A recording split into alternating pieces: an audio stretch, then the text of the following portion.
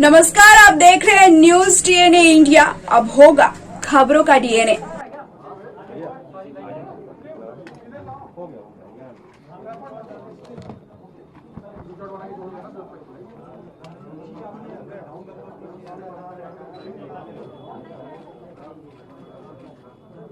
इनको थोड़ा करने दो। मित्रों,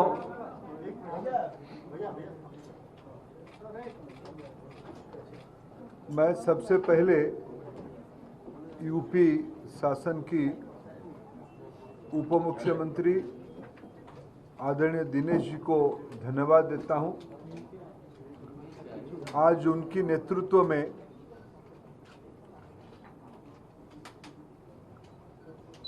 लोकप्रिय मुख्यमंत्री योगी जी की सरकार की शिक्षा संबंधित जो विभाग उत्तर प्रदेश में काम करती है, ऐसे सारे 5 विभागों की समीक्षा हम लोगों ने मिलकर किया। भारत सरकार तथा राज्य सरकार की वरिष्ठ अधिकारी भी उसमें उपस्थित थे। Basic education, secondary education, higher education, technical education, skill and vocational education, ऐसे 5 विभाग की आदरणीय मंत्री, आदरणीय अधिकारी मित्रगण, हम मिलके आज की मौजूदा स्थिति, देश में लगभग 1 साल पहले 1 साल से ज़्यादा राष्ट्रीय शिक्षा नीति लागू हो गया है। एनईपी 2020 अभी देश में क्रियान्वयन हो रहा है। मेरे लिए भारत सरकार की ओर से सबसे प्रसन्नता की बात है, उत्तर प्रदेश उन राज्यों में है जिन्होंने राष्ट्रीय शिक्षा नीति को, नई राष्ट्रीय शिक्षा नीति को लेटर एंड स्पिरिट में सही मायने में क्रियान्वयन शुरू कर दिया है।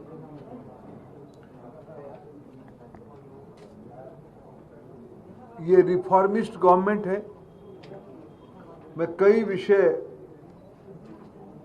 समझने का कोशिश कर रहा था। उत्तर प्रदेश में देश की लगभग 15 से 18% विद्यार्थी, देश भर की विद्यार्थियों में से उत्तर प्रदेश में 15 से 18% विद्यार्थी, थोड़ा 1-2 वर्टिकल की थोड़ा और नंबर आना बाकी था,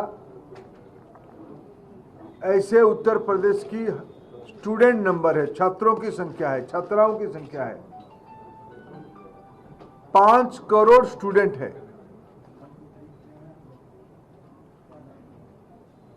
विश्व में कई देशों को मिलाए तो उतने नागरिक होते हैं हमारे उत्तर प्रदेश में जितना विद्यार्थी है। और मैं भारत सरकार में पिछले 7 साल से काम कर रहा हूं।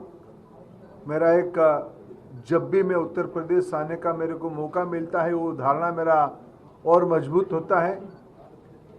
देश में गुड गवर्नेंस, सुशासन स्थापित होना है तो उत्तर प्रदेश में सुशासन स्थापित होगा, तो जाके देश में सुशासन स्थापित हो पाएगा।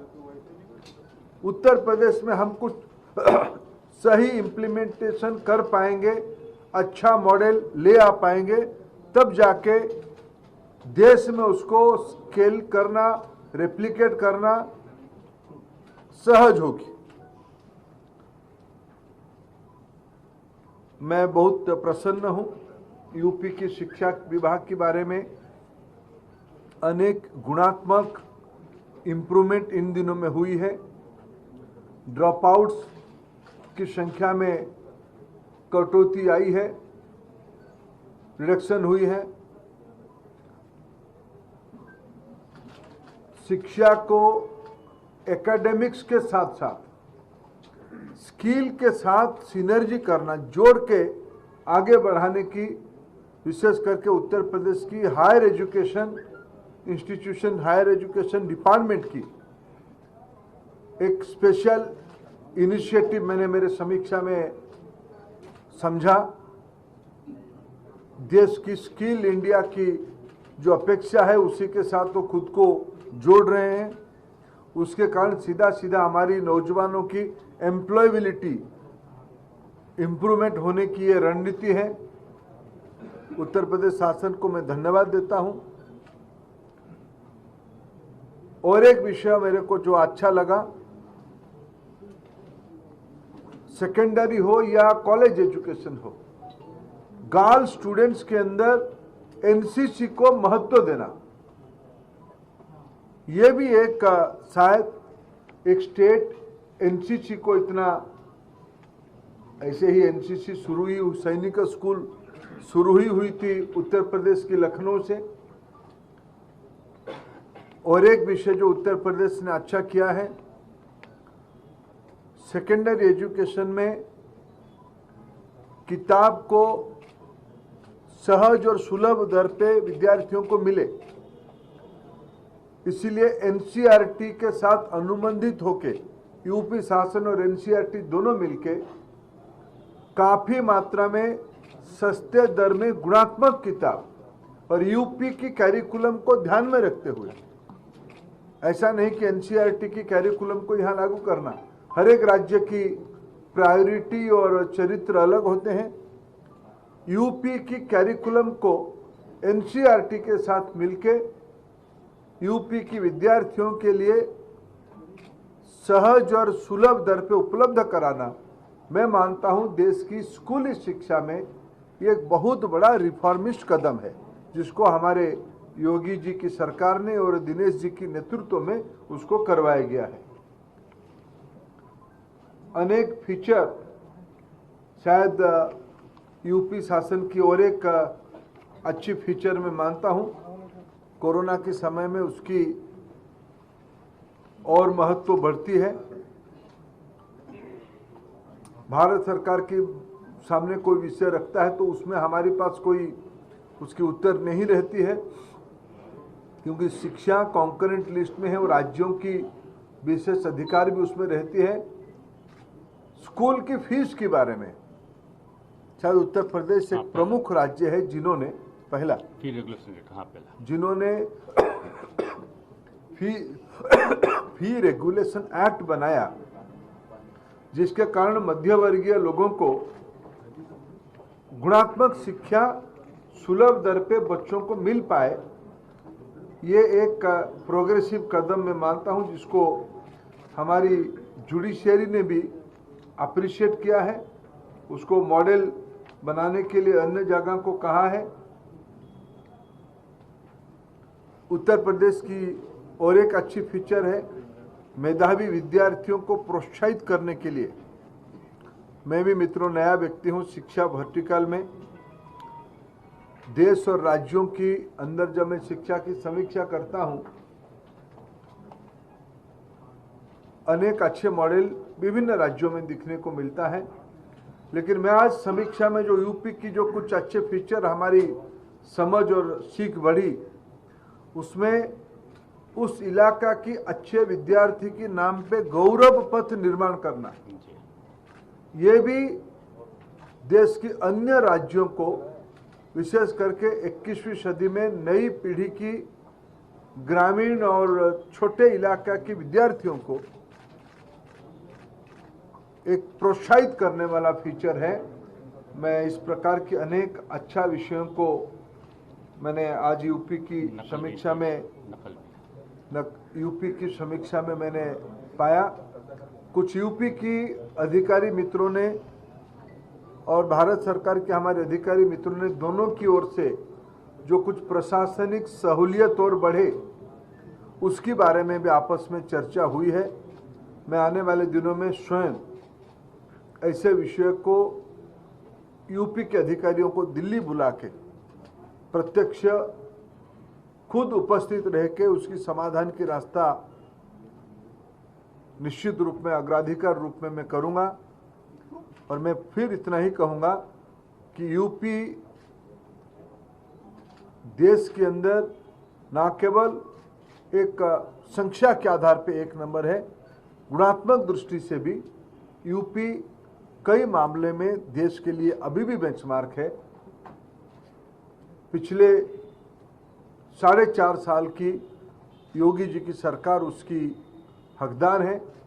प्रधानमंत्री नरेंद्र मोदी जी आत्मनिर्भर भारत की कल्पना किए हैं। योगी जी उसको यूपी में क्रियान्वित कर रहे हैं। शिक्षा उसमें से ये सारे प्रयोगों की आत्मा है। हम मिलके यूपी की नई पीढ़ी को तैयार करने में हम लोग भरपूर और प्रयास करेंगे।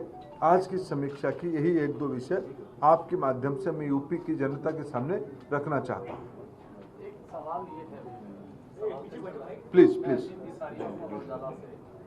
एनसीईआरटी की जो बुक्स आ रही हैं, खासकर जो साइंस स्ट्रीम की बुक्स हैं, ये कहा जा रहा है वो बहुत शॉर्ट में है, वो संक्षिप्त में है, तो विद्यार्थियों को जितना उनका लाभ मिल सकता है वो नहीं मिल पा रहा है। एक समस्या तो ये आ रही है, सामाजिक विषय की ठीक है, जो सोशल स्टडीज जितने भी है। दूसरा ये है कि संस्कृत जो बोर्ड है, वो संस्कृत बोर्ड के लिए कई राज्यों में जो दूसरे बोर्ड हैं, राज्य बोर्ड हैं, उनके लिए NIOS मिलना है, लेकिन यूपी में इतना बड़ा बोर्ड होने के बाद भी, इतना मानक खड़े होने के बाद भी संस्कृत बोर्ड को NIOS का जो सेंटर है वो नहीं मिल पा रहा है इसमें, और ये करना आपके विभाग को है।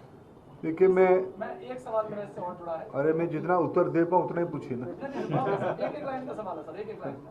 पिछली बार जब आपकी सरकार थी तो आपने इन स्कूलों के लिए शिक्षकों को प्रशिक्षण करने के लिए DLED कोर्स शुरू किए थे, उसके अच्छे परिणाम सामने आए थे, लेकिन अभी भी बहुत से शिक्षक DLED उस कोर्स को कंप्लीट नहीं कर पाए हैं, जो सालों से वर्षों से पढ़ा रहे हैं। अगर ये दोबारा शुरू हो जाए यूपी में तो बहुत से टीचर्स और लाभान्वित हो सकते हैं। मेरे ये 3 सवाल है, एक लाइन के। देखिए, आपने जो पहले साइंस की NCERT की टॉपिक और कोर्स थोड़ा शॉर्ट है, ये निश्चित रूप में यूपी में समस्या नहीं इसकी। यूपी मंत्री जी कह रही है, हमने उसको रीऑर्गेनाइज किया, यूपी में कोई समस्या नहीं शॉर्ट की, हमने उसको रिफेम किया है। दूसरा विषय भी एक है, कैरिकुलम सदैव विशेष करके मैं साइंस की मानता हूं, जिस ढंग से इनोवेशन हो रहा है, ये डिसरप्टिव आइडिया आ रहा है, उसमें साइंस सदैव एक प्रोग्रेसिव विषय रहेगा। उसको निरंतर बदलते रहेंगे, समाज की जो अपेक्षा रहेगी उसको बढ़ाना ही पड़ेगा। NCERT और यूपी शासन उसमें से योग्यों की ढंग से कर लेंगे, मेरा विश्वास है। बाकी आपने संस्कृत बोर्ड और NIOS की केंद्र के बारे में कहा है, उसको मैं तुरंत बता नहीं रहा हूं, क्योंकि मेरे लिए भी एक एडमिनिस्ट्रेटिव नया विषय है। मैं उसको समझ के, अगर ऐसे कुछ दिक्कत हुआ होगा, संस्कृत विद्यालयों की विद्यार्थियों को NIOS की फ्रेमवर्क में परीक्षा जैसे सहज से दे पाए, उसकी व्यवस्था कर लिया जाएगा। NIOS की वो मैंडेट है, क्या दिक्कत है, हम उसको देख लेंगे। टीचर्स के बारे में राष्ट्रीय शिक्षा नीति में बहुत जोर दिया गया है। इन दिनों में जो DLED के बारे में आप कह रहे हो, कोर्ट की कुछ ऑर्डर आई थी, उस हिसाब से उसको लागू किया जा रहा था, और आने वाले दिनों में टीचिंग फैकल्टी को और मर्यादाजनक बनाने के लिए उसको और महत्व और मान्यता दिया जाएगा। मंत्री जी, एक सवाल है हमारा कि जो नई राष्ट्रीय शिक्षा नीति है वो कितने प्रदेशों में लागू कर दी है? दूसरा ये है, क्या केंद्रीय विद्यालय विदेशों में भी शाखा खोलने का प्लान तैयार कर रहा है? देखिए, मेरा जो जानकारी है, एक आधा कोई प्रदेश राष्ट्रीय शिक्षा नीति को नहीं माना, ऐसा नहीं है। मेरे ख्याल से तो मैं राष्ट्रीय शिक्षा नीति को हम इस ढांचा पे, इस शब्द पे लागू नहीं करेंगे। शायद एक आधा कोई राज्य बचा होगा। शायद आजादी के बाद मैं मानता हूं, डॉक्टर कस्तूरी रंगन जी को प्रधानमंत्री जी ने काम दिया था राष्ट्रीय शिक्षा नीति बनाने के लिए। जिस प्रोसेस से उन्होंने बनाई है, संविधान सभा में जैसे एक व्यापक विमर्श होके एक कॉन्स्टिट्यूशन बना था, संविधान बना था, वैसे ही डॉक्टर कस्तूरी रंगन जी ने व्यापक तौर से एक विमर्श करके मसौदा बनाया, सरकार ने उसको स्वीकृति दी। मैं मानता हूं आज देश में सर्वसम्मत है राष्ट्रीय शिक्षा नीति को लागू करने में। एक आधा कोई छूट गया तो छूट गया, उनको मैं शायद उनको और राज्यों को शायद हमारी राष्ट्रीय शब्द ही अच्छा नहीं लग रहा होगा, लेकिन उनको कुछ विषय तो लगा ही रहे, लेकिन गहराई से देखे कुछ एक दो चीज तो लगा ही रहे, लेकिन सब कोई राजनीतिक भेदभाव के अलावा लोगों ने उसको स्वीकार किया है। आप आए उत्तर प्रदेश में केंद्रीय विद्यालय बता दीजिए आप, विदेशों में भी जाना है खुलने केंद्रीय विद्यालय, केंद्रीय विश्वविद्यालय, केंद्रीय विश्वविद्यालय केंद्रीय विश्वविद्यालय खोलने की राष्ट्रीय शिक्षा नीति की रिकमेंडेशन है। केवल केंद्रीय विश्वविद्यालय नहीं, भारतीय मूल के कोई निजी विभाग, मान लो हमारे एमआईटी यूनिवर्सिटी विदेश में खुला ही है, आगे चल के ये और प्रभावी तरीके से खुले। हमारी आईआईटीज के प्रति विश्व भर में आकर्षण है, हमारे बीएचयू जैसे संस्था विदेश जाए ऐसे मान्यता भी है, आग्रह भी है, हमारी आईआईएम्स बाहर जाएं ये भी आग्रह है। अभी राष्ट्रीय शिक्षा नीति उसको मौका देता है, आने वाले दिनों में उसकी भी कई देशों से हमारी चर्चा हो रही है, वो आग्रह दिखा रहे हैं, हम अभी उसके बारे में योजना बना रहे हैं। प्रधान जी, आम आदमी पार्टी के नेता संजय सिंह ने कहा है कि देश में पहली बार दिल्ली की सरकार ने बाबा साहब अम्बेडकर का संविधान स्कूलों में पढ़ाने का आदेश दिया है, इस पर क्या कहना चाहते हैं? हम लोग सभी देखो महापुरुषों सब बाबा साहेब आम्बेडकर को सबके विद्यार्थी जीवन से पढ़ रहे हैं, सभी विश्वविद्यालय सभी विद्यालय पढ़ा रहे हैं। संजय जी को भी बधाई। मंत्री जी, एक सवाल है, आज भी जो डिग्री कॉलेज में संविदा पे अध्यापक रखे गए हैं उनकी सैलरी 9 से 10 हजार पे उनका एग्रीमेंट हुआ, क्या आपके पास नई शिक्षा नीति में उनके लिए कुछ प्लान है? क्या उनकी सैलरी बढ़ेगी या 9,000 10,000 इन्हीं के बीच में उनके एग्रीमेंट होता है? आपके बगल में उच्च शिक्षा मंत्री माननीय दिनेश शर्मा जी भी बैठे हैं, तो क्या है सरकार का इस पे रुख? तो इसमें दिनेश जी थोड़ा व्यापक तरीके से कह सकते, लेकिन मैं आज की जो मेरा पिछले कुछ घंटों की समीक्षा में, यूपी शासन ने लगभग 2.5-3 लाख नई शिक्षक विभिन्न स्तर पे बेसिक से लेके उच्च शिक्षा तक नियुक्ति किया है। शायद कोई राज्य होगा इतने बड़े पैमाने पे खाली पदों को भर्ती किया होगा। कुछ विषयों की जिस ढंग से हम लोग सर्व शिक्षा अभियान से अभी समग्र शिक्षा अभियान तक पहुंचे हैं, कुछ स्पेसिफिक विषय होगा तो राज्य के माननीय मंत्री उसको कह सकते हैं, लेकिन मैं उत्तर प्रदेश की शिक्षकों की नियुक्ति के बारे में जो मैंने जानकारी मेरे को दिया गया, ये बहुत उत्साहजनक है। सर, जो आपने शिक्षक भर्ती की बात की, समीक्षा में ये भी आया होगा अभी कितने पद खाली हैं, उसको लेकर कोई चर्चा की? अभी हाल फिलहाल में भरने पर सभी विज्ञापित किए जा रहे हैं, जो खाली पद हैं हम लोगों ने एक अभियान चला के विज्ञापित किया है। प्रधान जी, आप एक मंत्री होने के नाते प्रदेश के प्रभारी भी हो गए हैं, चुनाव आ गया है, तो उत्तर प्रदेश के लिए डॉक्टर साहब तो माध्यमिक शिक्षा के लिए लगे हुए हैं, पूरी शिक्षा के लिए आप कोई विशेष घोषणा इस प्रदेश के लिए, कुछ विशेष पैकेज?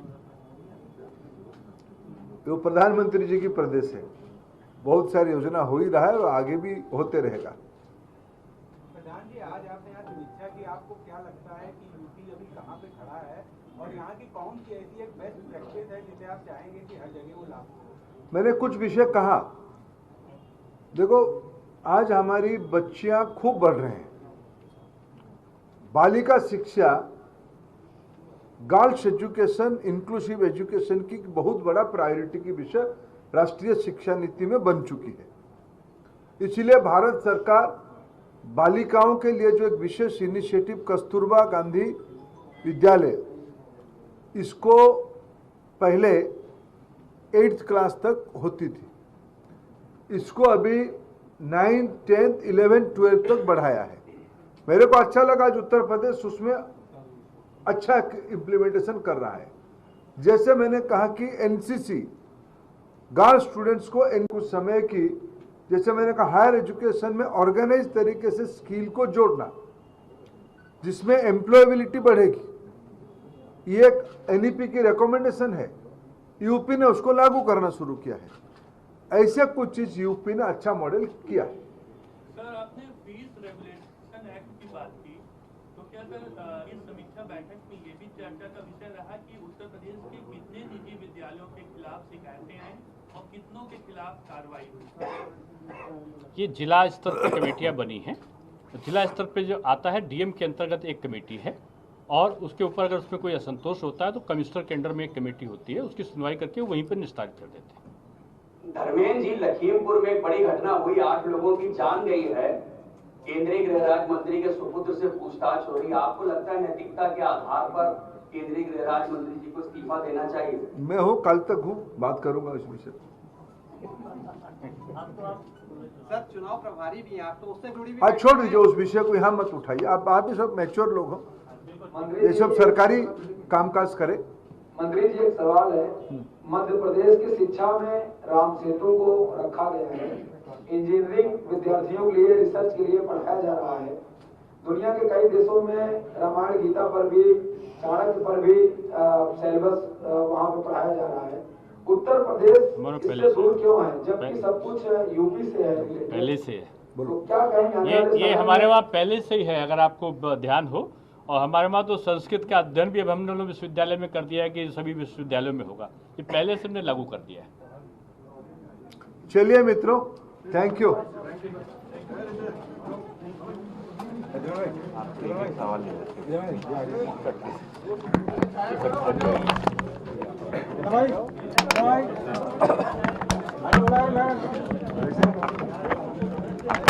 वहाँ हमारी तो आपके सौदान सिंह जी की शादी में मुलाकात हुई थी, काश को विदिशा वहाँ गया था शादी में उनका बेटा के भतीजे की। हाँ, जो वहीं के थे, भानु प्रताप की जो बेटी, जो दोनों एम्स में है।